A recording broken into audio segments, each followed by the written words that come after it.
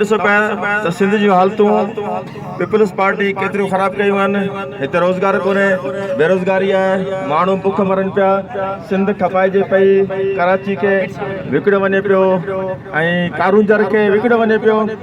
इन करे हिन वक़्तु सख़्तु ज़रूरत आहे त क़ौमी अवामी तहरीक जा हथ मज़बूत कजनि, अयाज़ लतीफ़ अली जा हथ मज़बूत कजनि ऐं सॼी सिंध में जेको सो अयाज़ लतीफ़ अली जो कंदकोट खां निकितो आहे कराची लाइ, तव्हां माण्हुनि लाइ जेको सो जंग हले पियो ऐं तव्हां माण्हुनि जो फर्ज़ आहे त 8 तारीख़ ते कराची मंझि शामिल थी लखनि माण्हुनि जी तइदाद में पाण खे शामिल थियूं ऐं सॼी पीपल्स पार्टी ऐं सॼे पाकिस्तान खे पैगाम ॾियूं त असीं मोहब्बत सिंध देतारी मार जेका कल का निकतल है।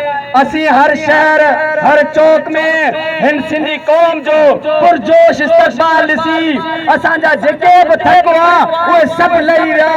असांखे उम्मीद आहे, असांखे इहा उम्मीद आहे त असीं पंहिंजे मक़सदनि में कामयाब ईंदासीं, असीं कारूंजर खे बचाइण में कामयाब ईंदासीं, असीं बेटनि खे बचाइण में कामयाब ईंदासीं, असीं सिंध जे हर इंच हिकु इंच जी हिफ़ाज़त कंदासीं।